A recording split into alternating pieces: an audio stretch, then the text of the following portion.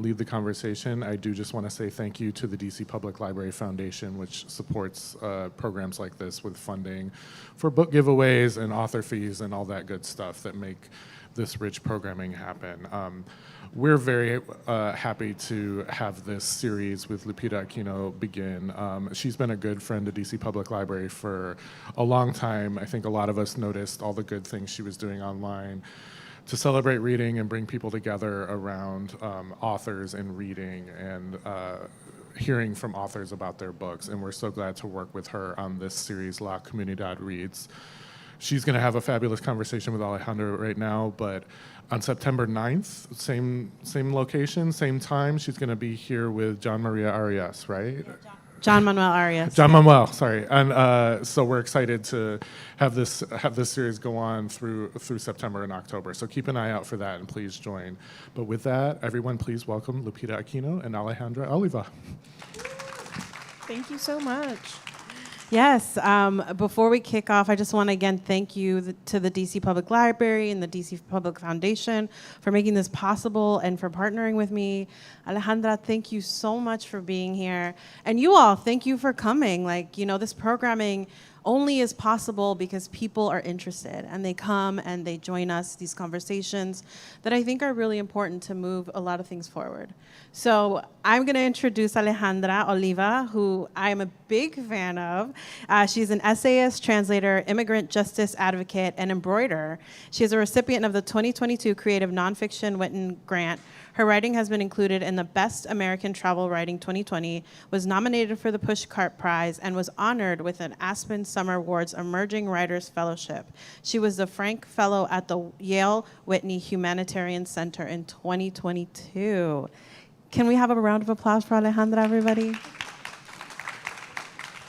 Thank you so much. I'm so excited to be here. I'm so excited for this program. I wish I was a local so that I could keep coming, but I live in Chicago, which is also nice. But I love Chicago. I lived in Chicago there for a while. Awesome. Yeah. But just to let you know, and there are people joining us virtually. So hi to the camera and to the folks joining us virtually. Thank you for joining us. This is live streamed and also will be available on the DC's YouTube channel after the fact. So if you have any friends that you want to let know to watch this conversation, they can do that. Alejandra is going to be doing a little short reading for us before we jump into a conversation. And I'm really excited about this because I love when authors read their own work. All right, so I'm going to read a section not at the very, very beginning of the book, but close to the beginning of the book that is about translation and what it feels like and looks like in your body. So I will get started. Translation comes from the Latin translatus, to carry across. The word itself implies an edge, a dividing line. To translate means to carry across languages, across borders, across cultures. Translation is something we do with our bodies, something that lives in our blood. We move through our mother tongue into new homes. We sense what the right word or phrase is, not with our minds necessarily, but with some kind of bodily intuition where shades of meaning dwell. Our bodies remember the specific flavor of words in two languages, the flavor of the edge between two ways of saying. As the word implies, we also use our bodies to carry meaning from one language to another. I've done all kinds of translation, the kind that involves sitting across from someone knee to knee and feeding their words back to them in a different language, translations of books, of essays and articles for teenagers, of know your rights pamphlets, and legal documents, of someone's words well after they've spoken them. It is impossible not to feel what I am translating inside my body, impossible not to carry it with me from a church basement or a plaza, or after I hang up the phone, damp and hot from being pressed next to my ear for an hour. In my translations for asylum seekers, this goes double. Their stories are often ones of violence against their bodies, stories that pass through me as they pass through language. I can catalog on my own body the places where people have shown me their scars as I've translated their stories, turning me into a mirror. Cigarette burns on the back of a carefully manicured hand, the aftermath of a surgery that was itself the aftermath of a stabbing, someone's chest and the softness of their belly crisscrossed with ropes of scar. Old bullet scars running cleanly through both ankles, an unset broken leg, and the weight on my shoulder of the man who used me as a crutch for a short walk. I don't know in my body what it is like to be hurt in these ways, but I carry a record with me anyways because it's impossible not to. So much of translation and interpretation requires me to pass someone else's language through the first person. Their I becomes my own. Their injuries and experiences enter a language that, for all that I'm trying to render faithfully as theirs, is in reality only mine. This line of self and not self is like chalk on a blackboard. From far away, the line looks crisp, stark, easy to understand, but as you approach it, as your nose bumps the dusty slate, you understand that the line is not exactly unbroken, that no matter how much you erase, the particles of the chalk that were that line still float through the air. Walter Benjamin describes a good translation as one that is transparent so that it does not cover up the original, does not block its light, but allows the pure language to shine upon the original all the more. He gestures not only at the pure language of Babel in the Bible, but to the threshold space that translation occupies, the way it needs to both exist and not. In a sense, as a translator, I don't exist on the page. When I take up the weight of someone else's story by translating it, the thing I carry is a ghost, and the teller is no lighter for my carrying the story alongside them.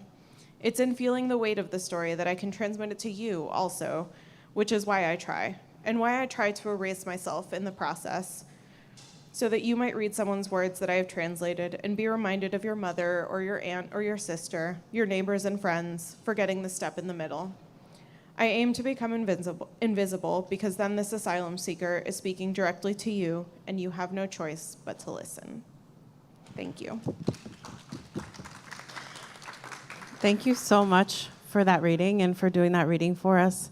And my very first question is, like, was there a specific essay in the book that sparked the idea that this could be like a book, the very notion of a book?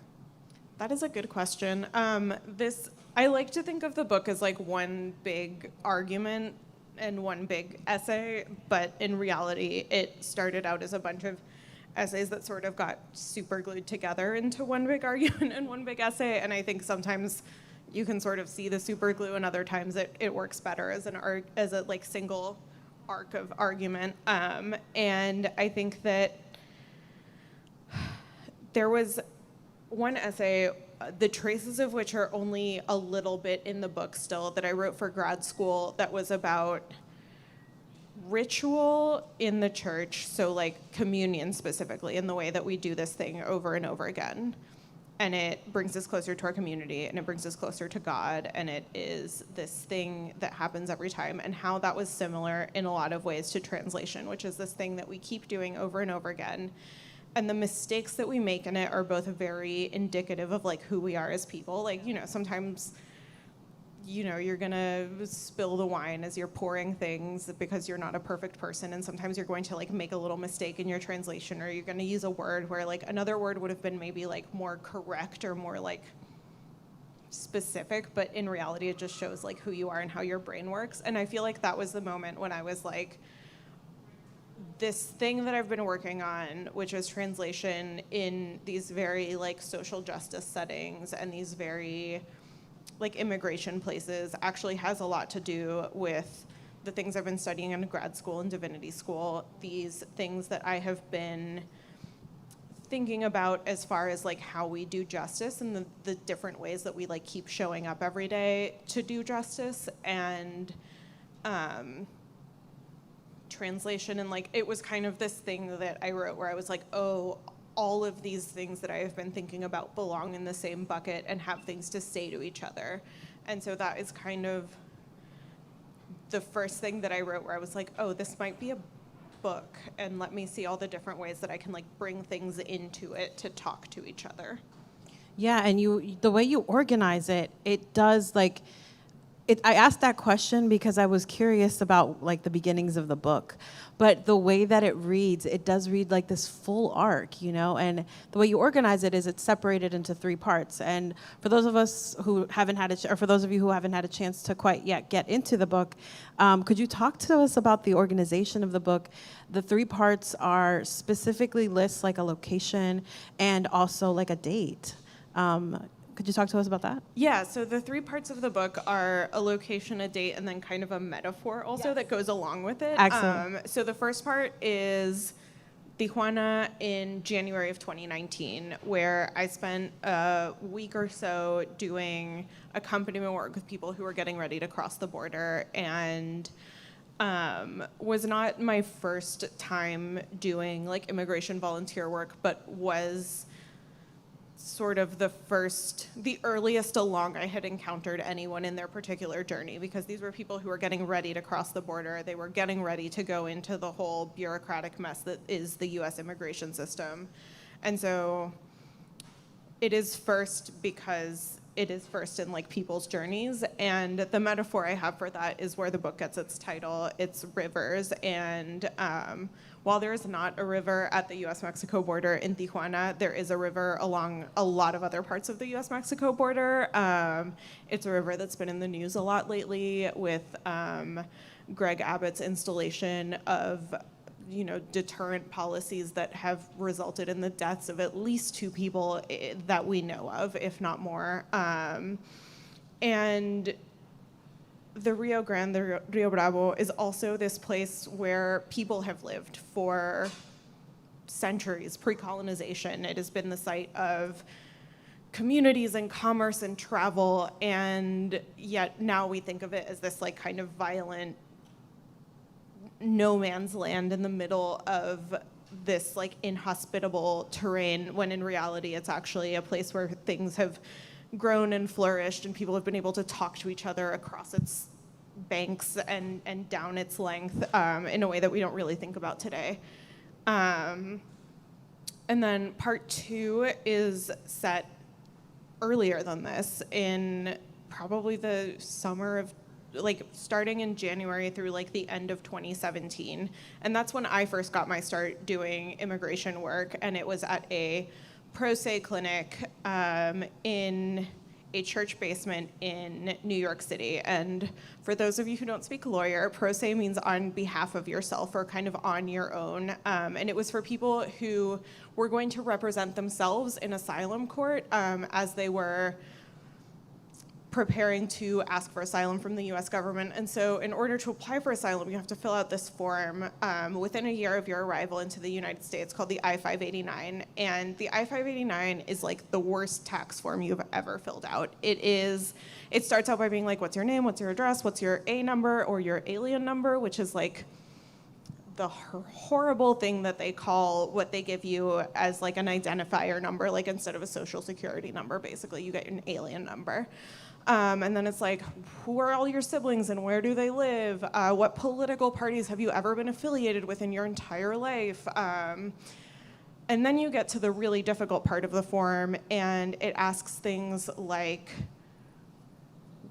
are you afraid of going back to your home country? Do you fear violence will happen to you when you return? Do you fear torture? Why do you fear this? Has anything happened to you already? And so in asking those questions to people who are applying for asylum, very often what you will get is people talking about some of the worst, most difficult, most violent things that have ever happened to them, which I kind of allude to in the section that I just read from. And so you are talking to them, and you are getting these really difficult stories that are often really difficult for people to tell, and you're having a conversation. And then you take this conversation that you've had that is sometimes fragmented, is sometimes disorganized, because like that's what trauma does to your storytelling ability. It sort of cuts things up and makes things more complicated. And you're like, okay, thank you so much for telling me all of that. That was really hard.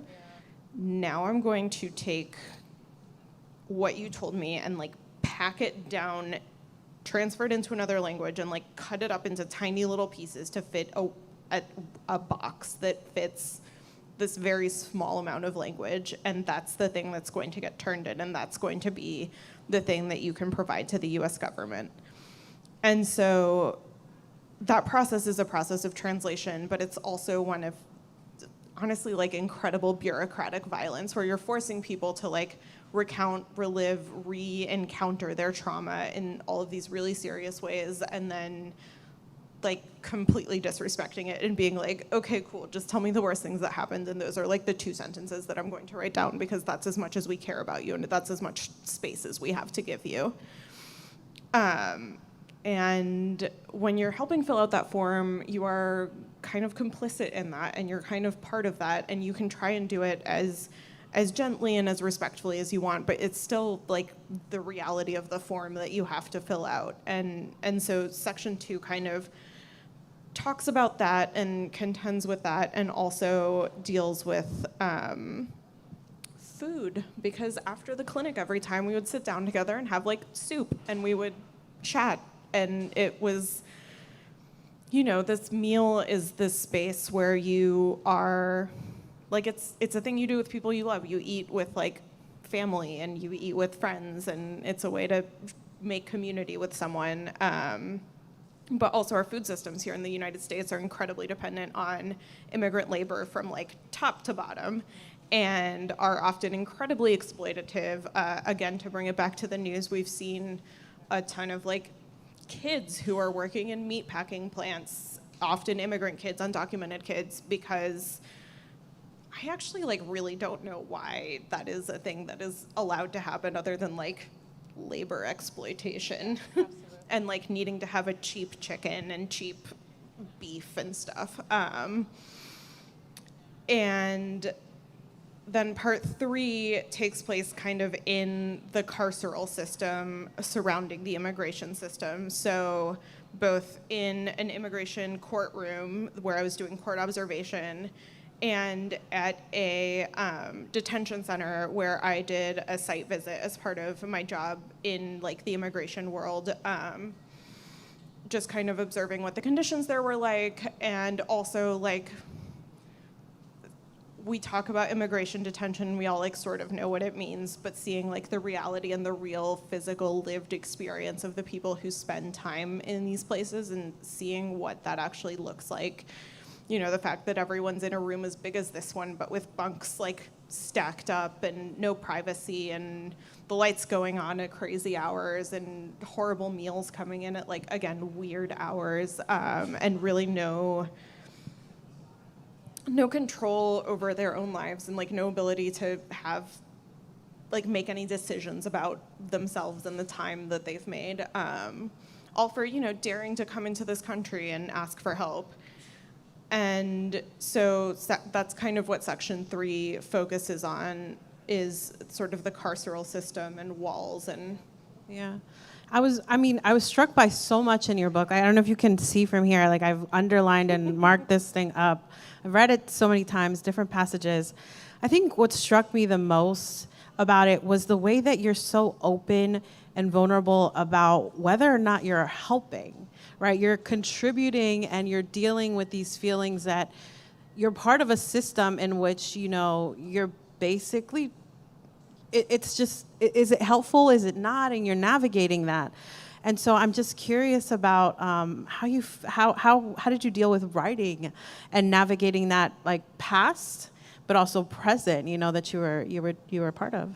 yeah, I mean, I wrote a good chunk of this book while I was working in communications at a large immigration nonprofit. And so like kind of in the middle of this sort of, you're at this big nonprofit and you can sort of see the ways in which they're helping, because they're like literally getting people visas, literally getting people green cards, literally getting people things, literally doing big lawsuits to like change policy. Like there's really visible ways in which this like helps change policy. And then you're also like, but our phone lines are only open a couple hours a week because like we do not have capacity to make appointments for every single person who wants it. And like also a lot of my time is taking up doing fundraising, which is really important, but also you're like, why do I have to talk to all these people? I don't, this doesn't feel like the important thing to be doing. And I think the thing about the immigration system is that it's so big that you as an individual, and even oftentimes you as like a group, like even when I was at this like big nonprofit that does really incredible work, it often felt like I was like running up against this system that like did not care and was impervious to all of the work that we were like throwing at it to try and make it better. And writing the book helped me sort a lot of that out and kind of figure out like, does it matter if it's not helping in like a big way? Like, do I actually care about that, or do I care about like helping someone feel less alone as they're going through the parts of the system? Is there ways that I can do both? Is there ways that this book can try to do both, to be like, there is a person here, and then there is also a system here that this person is trying to navigate, trying to fit into, trying to figure out how they're a part of it. And so I think writing the book helped me really like balance those two things and think about why I was doing the work in ways that felt a little bit more thoughtful than like just showing up and doing it every day, which is also really, really important. Right. Yeah, and I think a lot about what it is, like on a personal level, and maybe this speaks to somebody else too, like what stops us from doing what you're doing, volunteering to be a translator, to be there, or volunteering. There's a whole ton of nonprofits and programs here that help undocumented immigrants and, like help people navigate the system and navigate being here new. And sometimes it doesn't happen. And so I see the way that you kind of navigate that. And I mean, would you have any advice for how to overcome those doubts, right? That make you feel like, is it going to be enough? Like, I'm running up a hill, the system is broken, Yeah, it's like, it's not just that the immigration system is broken or whatever thing that you are choosing to volunteer for is broken. It's also like balancing all the 1,000 other things you have going on in your life. A lot of the ways that the world is organized right now don't make it easy for you to be like, okay, and then I'm going to take like 3 hours a week to go do this other thing,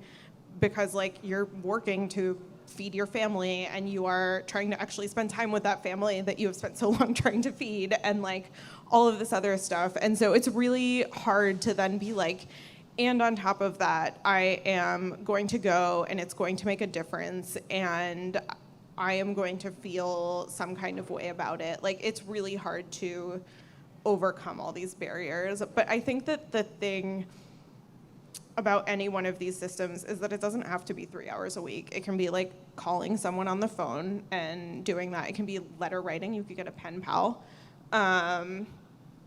It can just be like knowing what's going on in your community. And the thing about the immigration system specifically is that a lot of it does happen at the federal level. A lot of it is like these big national federal policies. But a lot of the actual things that go towards making people's lives better, that go towards fighting individual evils, happen super, super locally in a way that is sometimes surprising to people. Like, I don't know that much about like the DC level, but like I have been involved in Illinois. I've seen people do site fights where they're like, we do not want our local county jail to have an agreement with ICE, so we are going to show up at every single town city hall meeting and say, we don't want that. We really argue against this. I have seen people in Illinois fighting really hard to get driver's licenses switched over so that it's not immediately clear when somebody gets pulled over that they're undocumented and driving. And all of these things are like very like state, city, county level fights and not federal fights, which seem scary and overwhelming because they often are, although here in DC that might feel different. I don't know. I mean, they're like down the street, but also like up a hill, kind of very like isolated. And so, yeah, I think it's one of those things that you have to figure out the ways and places that it shows up in your neighborhood, and then it becomes a lot easier to show up and figure out the thing that you are good at within that system, or the thing that you're like, oh, I can show up here once a week, like with a pot of soup, or like I can show up here with like the language skills that my mom taught me, and talk to one person and feel like I am making a difference with one person. And you end up learning more about the whole system the more you get into it, but like that's part of the work, and it doesn't need to be like, you don't have to have a picture of the entire immigration system in your head before you're like, and now I'm gonna show up at this clinic. You just have to show up. Yeah, I mean, that makes it less overwhelming. And I think when people think of the immigration system, and I'm not gonna speak for everybody, there's so much that we don't know about it, because it does happen so, I don't wanna say far away. Is that the right thing to say? It both does and doesn't. Like, you know, a lot of the times in the ways that we talk about the immigration system, we're talking about the border, which is far away from here.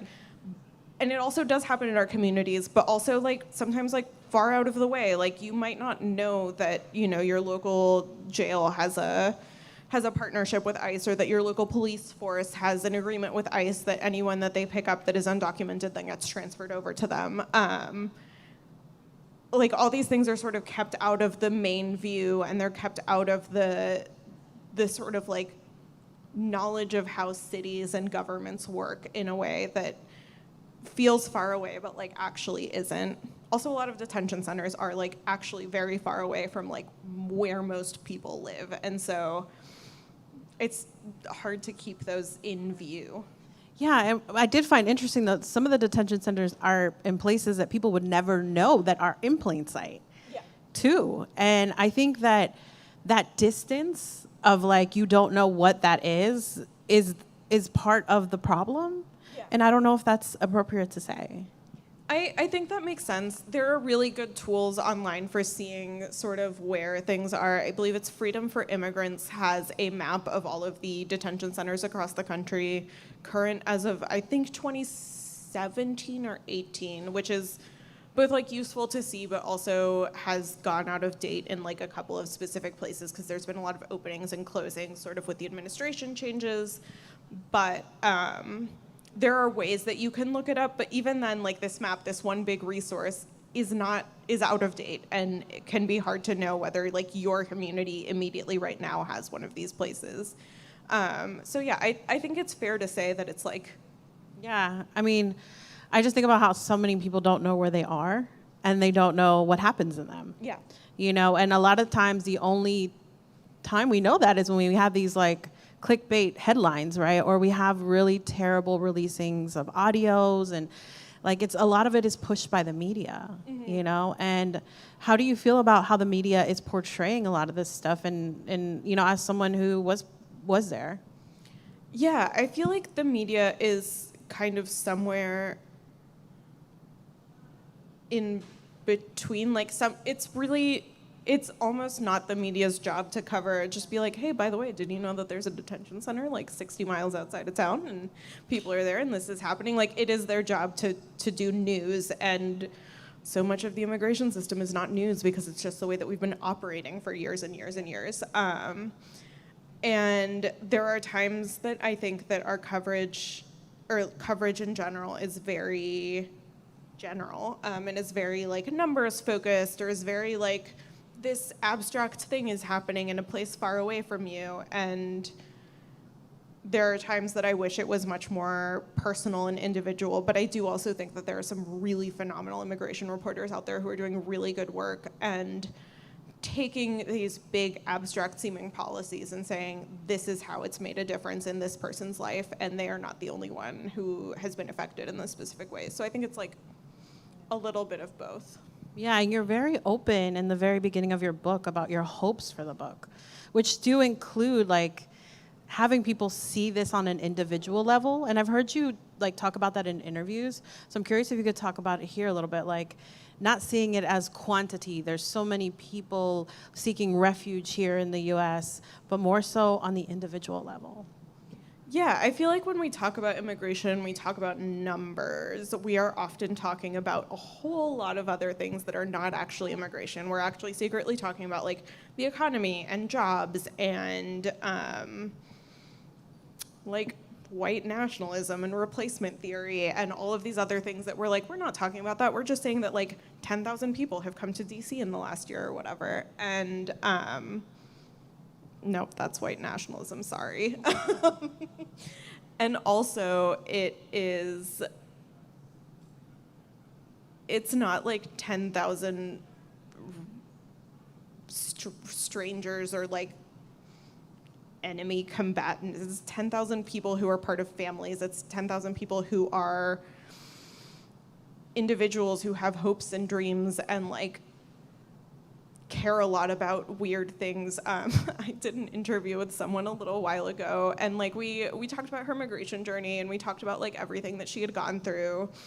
And it was like for a video, so I was like, do you have any pictures of your kids? And she's like, I might, I don't know. And then we were like, she shared a room in a house with her 2 sons who were in their like early 20s, and so there was like a lot of like Spider-Man video game stuff, and then there was a wall for Michael Jordan, and I was like, oh, that's fun. Like, is that your son's? She's like, no, that's my wall, and she pulls out a photo album that she had started making in like the year of our Lord, 1994, that she had brought with her from Honduras. That was like all these clippings of Michael Jordan, like in the Olympics, and like all. And I'm like, what? Like, people are people, and sometimes they have Michael Jordan albums, and it's awesome. And I feel like we miss so much of that when we just talk about the broader thing about like immigration and, you know, legality and all of that. And we miss the fact that, you know, your book with the stories that you include from the people you've interviewed and like their dreams and their hopes and what they leave behind, Yeah. which is something that I think you navigate so well. Not just for them, but for you and your family and your story. And I want to know a little bit more about that. About what part of it? Sorry. Oh, sorry. I was just like, I got lost because I was just like so like thinking about how, you know, this idea that your parents migrated here because they could, you know, they didn't have to. And there's a difference. Yeah. Right. And then there's opportunity, looking for an opportunity, and there's seeking and fleeing and, you know, Yeah. refuge. And Yeah, so my parents came here to the US because my dad was getting his PhD at MIT, which like kind of already tells you about the levels of privilege and the levels of like ease involved. And, you know, I feel like immigrating in any situation is difficult. Like, you're leaving your home, you're leaving the place where you grew up, you are going to a new place, but it's also, you know, if you're coming here for school, for opportunities, for the ability to like increase your income or get really nerdy about like operations management, which is what my dad did, that's a very different story and a very different reality than coming because your home country is a place where you feel like you cannot survive anymore. And I want to couch survive in like the broadest terms possible. That could be, you know, because of violence directed against you. It could be because of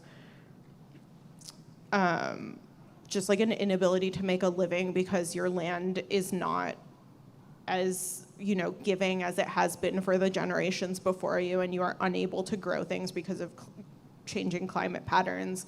It could be because of all kinds of other different economic struggles that are not necessarily like physical violence, but often are examples of like economic violence and like international colonialist violence. And at the same time, people look at me and they see what I look like, and they're like, oh, I know what your family's story is like. And like, wow, the Latino struggle, like immigrants. And I'm like,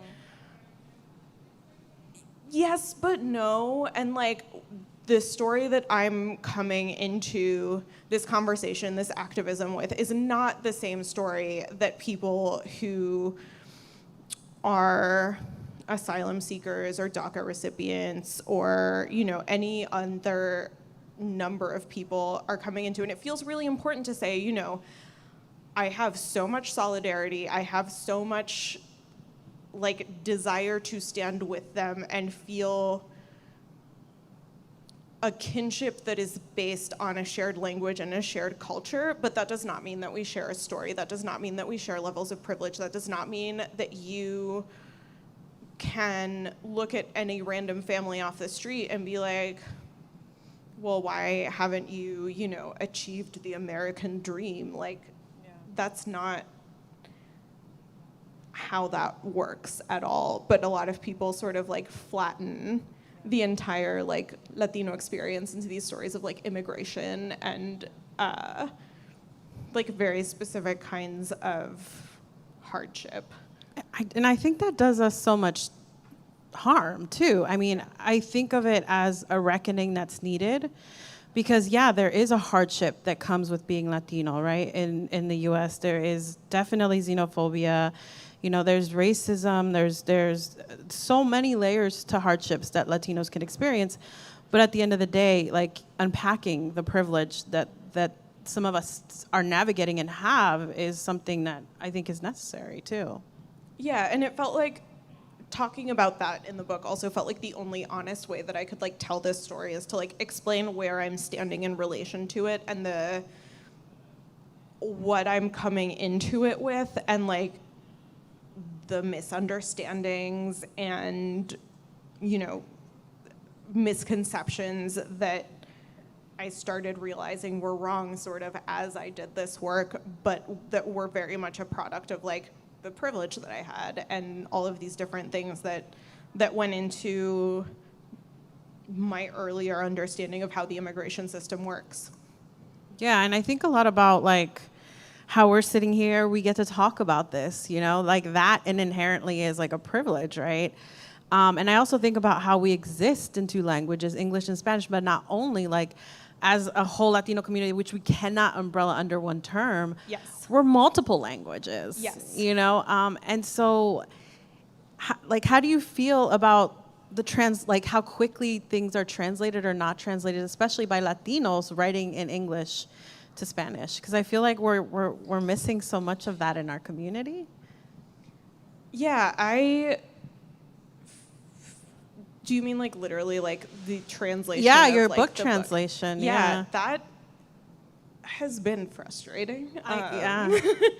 Yeah, I have been like advocating for this book to be translated. I feel like there are a lot of people who are primarily Spanish speakers who might read it and see things that they want to, or like learn things or see things reflected that otherwise they might not. And the feedback that I have gotten from the people who are in charge of selling those rights is that Spanish language presses right now don't want to buy anything that's too US focused, even though I'm like, I read a lot about Mexico in this and like their culpability that is shared here. But anyway, they don't want to buy things that are too US focused, and there's not really like a US market yet, and it's not really, and like I've gotten so many DMs asking me like, when is it coming out in Spanish? And I'm like, oh, I don't know. I want it to really badly, but it's like a rights question and all these other things. And like there's a future in which it might get translated, but like that's looking kind of far off right now. And for me, that was just such a, obviously this needs to exist in both languages, and that's not the publishing industry's reality. Right. And that's not the reality for like a lot of other incredible books that were written by people who write in English first, but exist in a lot of other ways in Spanish at the same time. And I think that, yeah, it's tricky and it's complicated and it's frustrating. I'm like, there's a market there. Like, I know there is. It is in my Instagram DMs, but I No, don't it's know in how my to- Instagram yeah. DMs. I am so sure. It's on my TikToks like all the time, and I don't know how we change that. And I think that part of why I wanted to do this series is to really dig into like those conversations. Like I don't think it's a question for us is what I'm saying, but I think it's a question for anyone watching, you know, for people tuning in. Like, how do we change that? Because there is a market. Like on a business level and a business perspective, it would be very, very smart. Yeah. Do not leave money on the table, publishing industry. I do want to leave some time for questions from you all. And David has a mic, and he can come to you if you guys have a question. If not, I have plenty more questions. I did want to mention that the Library Foundation very kindly has copies to give away. They're free. And Alejandra will be signing at the end of our conversation. But any questions? And it's okay. Oh.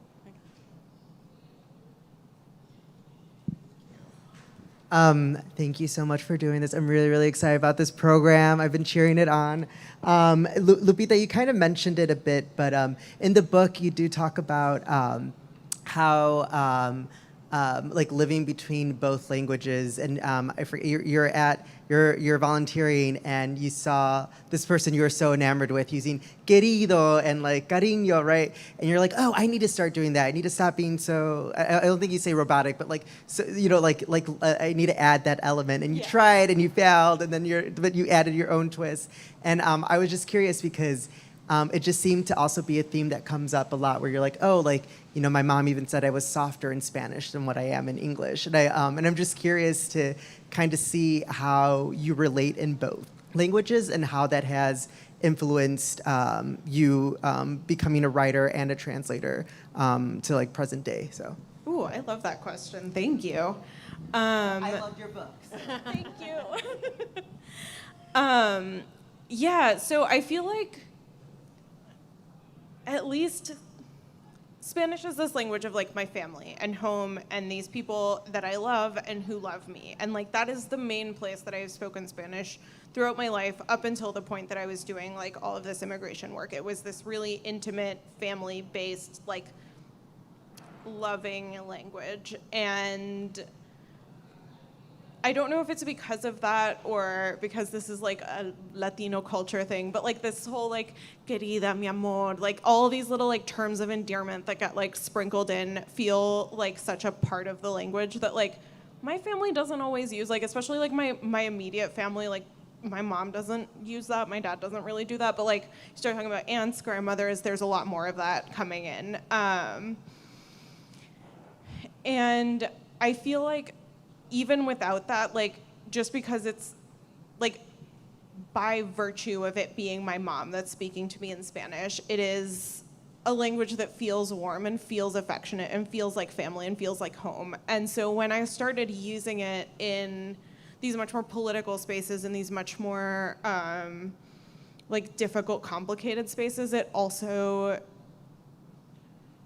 became a way to take this like affection and love and safety that I felt around my family and to be like, okay, come on in. Like you also get to be a part of that. You also get to join this intimate group of people that I speak this language with, and you get to be a part of that. And I'm going to do my best to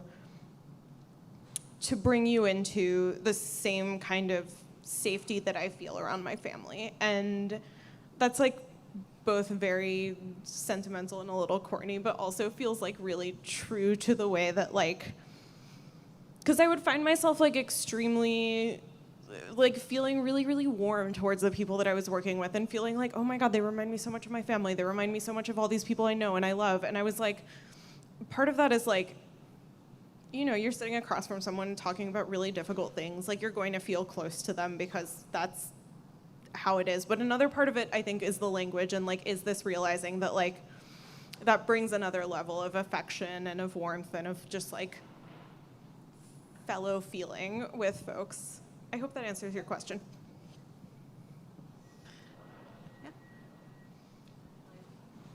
Thank you.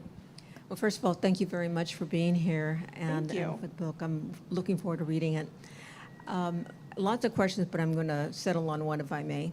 And that is, there are lots of organizations, national ones, and also lots of local nonprofit organizations that are addressing the issues, various issues dealing with migrants and refugees. And I'd like for you to speak on maybe one or two organizations or practices of one organization that you think has really been stellar and that might be a good best practice for other groups that are working in this area?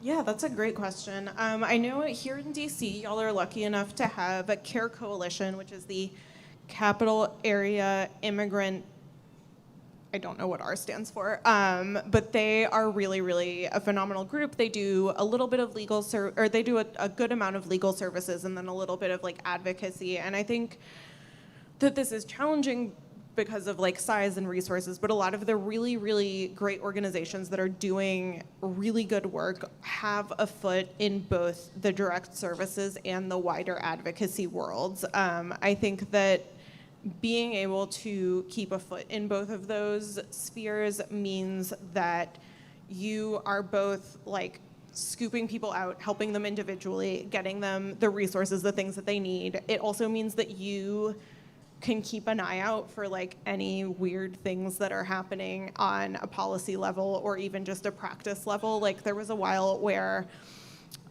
if you got detained at the border, ICE would like kind of put down a random address on your forms and be like, they're waiting for you here. And like that was not true. They were sending people to police stations and random nonprofits and random shelters where they would be like, no, we don't have a bed for you. Why are you here? And so because people were working at the sort of very basic level of like, let's help you get this visa or let's help you get your work permit, they were able to see that happen almost as soon as it started and start filing, you know, lawsuits and start putting in the work to say, you know, this isn't something that we support. And so I feel like finding an org that does both is really great. The other org that I want to spotlight in the book, who, as far as I can tell, is relatively unique in this approach, is one that is in the process of sort of reinventing itself right now, but it is the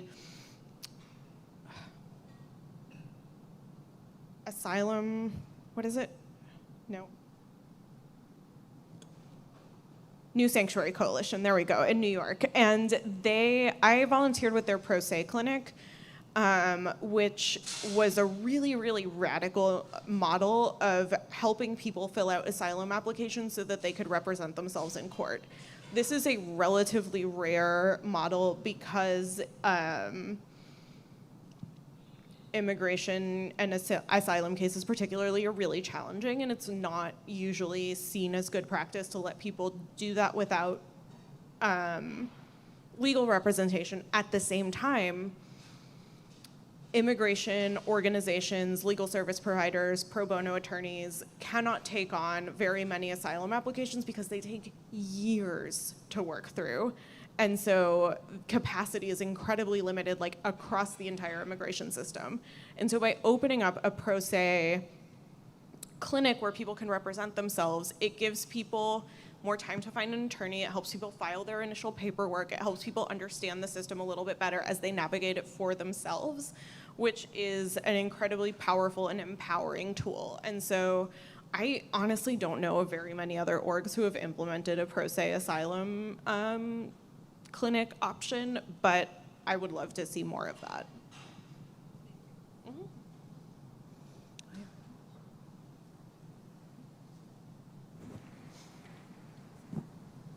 Hi, thanks.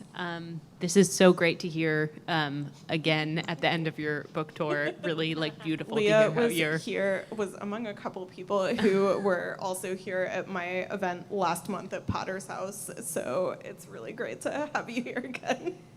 I've heard you speak a lot to me and in both of those talks about positionality and sort of how you deal with differentiation towards like a white or non-Latino audience that's seeing like you and the people you're working with as sort of a flat monolith. I'm wondering about how your like positionality and your own family's immigration story showed up in the work and like in relating to these people. Yeah, thank you. That's an awesome question. I feel like there's like a couple different levels that this happened at. One of them was my being Mexican. A lot of people that I was working with were Central American, and so being Mexican was like something we could talk about, and they were like, oh, okay, like what's that about? Like what's that like? And so that was just like a point of difference. It was also a really good excuse. If I like didn't understand someone's slang, I'd be like, I'm so sorry, you're gonna have to explain that to me. I am very Mexican and also a gringa. And they'd be like, oh yeah, that makes sense that you are dumb and don't get it. And so it was just like something that I was able to like talk about and explain. And people would ask me about my story, like every once in a while. They'd be like, so what are you doing here? Like what? A lot of people would be like, where are you from? Like, how are you able to like get home at night? Like, what are you doing in like this very basic sense? Like, what's your paperwork? And it'd be like, I have a passport. Like, I'm going to walk over the pedestrian bridge this evening and go sleep in a hotel room in San Diego, California. And like, it's right next to a Red Lobster. And like, that's the American dream, baby. And it was always really, like, sometimes people would be like, how did that happen for you? How do you happen to have a passport? And I would be like, I was born in the US, like that's it. And like my family's immigration situation is a little more complicated than that, but like essentially I have this passport because I was born in the United States. And it just like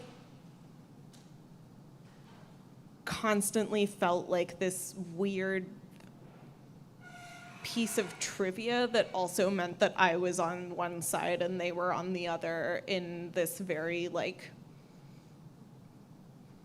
unfair way. And I don't know, like I felt that a lot. I don't know how much that feeling was one that got spread around, but I definitely felt that really intimately. So if we don't have any more questions, I have one last one, but I do want to, anyone else? No? Okay. So your hopes in the book, have they changed since you've published them? Are there new hopes that you're adding? So I think my hopes in the book are for a more just immigration system and a system in which someone asks us for help and we give it, I think is like the thing that to like distill it down to. And I think that's still true across literally all of the different capacities that someone could need help, not just the immigration capacity. And I really vary on how good I feel about that happening or not. Sometimes I'm like, yes, it's gonna happen. People are on the right track. People understand what the struggle is, what the realities are. And then other times I'm like, it is bad and getting worse. Yeah, it's like not good. Yeah. And so I think in the changes that I've seen since I turned in the last draft of this book, which was at the end of last year, more or less, that feeling has really just like intensified and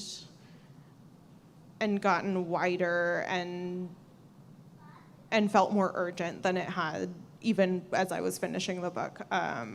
It was just like a month after that the Biden administration passed their new whole slate of border laws that is currently like sort of being ping-ponged back and forth in court right now.